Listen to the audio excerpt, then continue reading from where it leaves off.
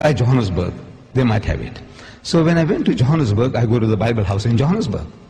And I go and search for this Indonesian Bible. And I got it.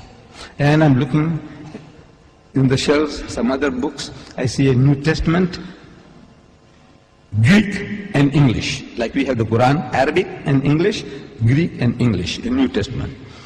I took that big volume out and I'm starting to go through that. And the supervisor of the Bible house is watching me. You know, with this funny headgear and this beard. He says, what this guy is doing with all these expensive volumes, because this was an expensive volume which I took down, Greek, English of the New Testament. So he comes up to me, he says, good morning. I said, good morning. He said, what makes you interested in these books? I said, no, I do comparative religion, and I have come across something here in this Greek English of the New Testament that can be of use to me. He found me an interesting character. He said, would you like to have a cup of tea with me? I said, no, I don't mind at all. So he took me into his office. I said, now, you know, we believe in Jesus. And this was something astonishing to this supervisor. And all the supervisors in South Africa of the Bible houses are retired reverends. This was a Reverend Dunkers. He's amazed. I says, you know, we believe in Jesus and in his miraculous birth. And so saying, I started repeating these verses from the Quran. That we believe. And when I read it, he said, no, this is the same like my book. What you are saying now, that when the good news is given to Mary, the mother of Jesus, in the Holy Quran, she says, قَالَتْ رَبِّ أَنَّ يَكُونُ لِي وَلَدٌ وَلَمْ يَمْسَسْنِي بَشَرٌ. She said, oh my Lord, how can I have a child when no man has touched me? Which means physically, sexually. No man has touched me.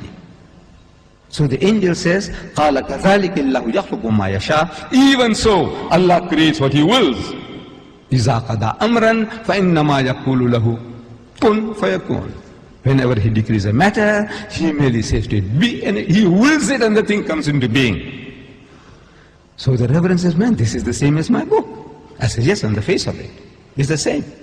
But if you look at it intently, you'll find the difference between my version and your version is chalk and cheese. You people know chalk and cheese? You know the difference between chalk and cheese? The Canadians didn't know. The Canadians, I'm telling you, when I went to Canada, I spoke about chalk and cheese. They didn't hear that phrase before. We, the English people in South Africa, we know, everybody knows chalk and cheese. Chalk and cheese may look like white, but it says that's poles apart. You can't eat chalk, but you can eat cheese. You know? But the Canadians didn't know. The Canadians didn't know. I'm telling you. I don't know whether you people know. Difference between chalk and cheese. The poles are, in other words, poles apart. She said, how? I said, you know, in the Holy Bible, in the Gospel of St. Luke, we are told when this good news was given to Mary, the mother of Jesus, about the birth of a Holy Son, she says, how can this thing be when I know not a man? In the biblical language, no means sex. No to know means knowing sexually. Not she doesn't know a man. She knows her uncle, her fathers, her neighbors. Surely she knows other men. But no. No in the biblical language means sex. In the Quran it says, no man has touched me. Again, it means not touched me, means had sex. Both the Quran and the Bible are saying the same thing. The replies to them are revealing. In the Holy Bible, the answer to Mary's protest was that the Holy Ghost will come upon thee. I'm reading the Bible to you. Luke. The Holy Ghost will come upon thee, and the power of the Most High will overshadow thee. Now that gives you a mental picture. The Holy Ghost is a person. That's what the Christians say. The Father is a person, the Son is a person, and the Holy Ghost is a person, but they're not three persons, but one person. I don't know whether you heard that expression before.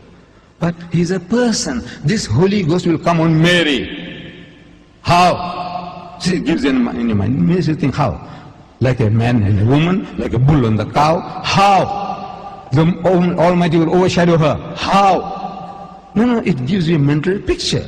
So I'm suggesting that it gives you a mental picture. You know, how the Holy Ghost will come on her. We know it's a miracle. We agree it's a miracle. But the language that you're using, The language is down-to-earth language. The Quran says, وَإِذَا قَضَى أَمْرًا فَإِنَّمَا يَقُولُ لَهُ كُن فَيَكُونُ. For God to create Jesus without a human father, he says, kun, he says, be, and it is. For him, it's just to will it, and he comes into being. So, I'm asking the Reverend, I said, now, between these two versions, we are both trying to say the same thing. We are both trying to give the same message, that he was born miraculously. There's no doubt about that. But I said, which version would you prefer to give to your daughter? The Quranic version or the biblical version? We are both trying to say the same thing. He said, he bowed his head down in shame, and he said he would prefer to give the Quranic version. This is Reverend Dunkers, the head of the Bible Society in Johannesburg.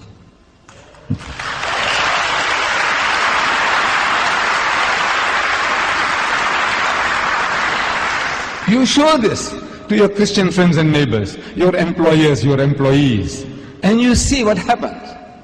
If they start being funny, then I will show you other ways. Then it's the other method. But otherwise, this is how Allah expects us to talk to them, share with them. So the story is that in these verses, the story is that the mother of Mary, she was barren for a long period of time. And she prayed to God. So, oh my Lord, if you give me a child, I'll devote my child for temple services, for your service. I will dedicate her. And God heard her prayer, and she became pregnant from her husband. And in time she delivered the child. And the child happened to be a female. And she was disappointed. She had vowed that child she will dedicate, imagining, thinking it will be a son, a male. But it happened to be a female. What is she to do? She had vowed.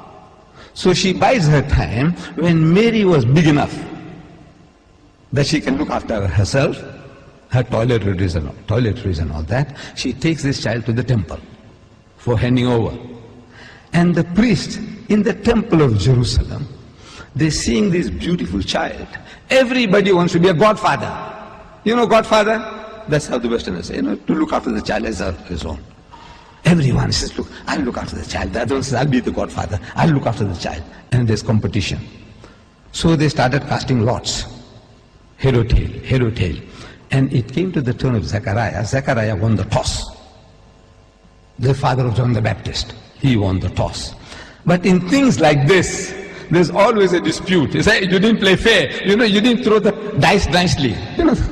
So there was a dispute. So the Quran says, the Quran tells us that, oh Muhammad, you were not there when they cast lots with arrows as to which of them should be charged with the care of Mary, nor was thou with them when they disputed the point. How do you know these things? How does Muhammad know? He is an illiterate man, a man who doesn't know how to read or write. How does he know this? So Allah gives the answer. كَذَلِكَ مِنْ أَنْبَاءِ الْغَيْبِ نُوحِيهِ إِلَيْكَ. This is part of the tidings of the things unseen, which we reveal unto thee, O messenger, by inspiration. This is how he got this knowledge. Whatever is given to him, he's got no choice, he's got to utter them. That Mary, a Jewess, the mother of Jesus, she is a woman chosen above the women of all nations. It doesn't make sense. When the Jews were looking down upon the Arabs for 3,000 years, do you know that? They said Father Abraham had two wives, Sarah and Hajara. Sarah and Hagar. We, the Jews, they say we are the children of Sarah. The first son through Abraham, Isaac. And from Isaac to Jacob, and Jacob to Judas, and Judas and his brethren, the 12 tribes of Israel, Jacob and all 12 tribes of Israel, and we are the Jews, the chosen people, coming from this noble ancestry of Abraham through Isaac. Ishmael is the son of Hagar, Bibi Hajara. Ishmael is the first son, and through him the Arabs. They are cousins. Father Abraham is the father of the Jews as well as the Arabs. But the Jews have been looking down upon the Arabs for 3,000 years, that these Arabs are Hagarenes. In the literature they call the Arabs Hagarenes, means the children of Hagar, Bibi Hajara.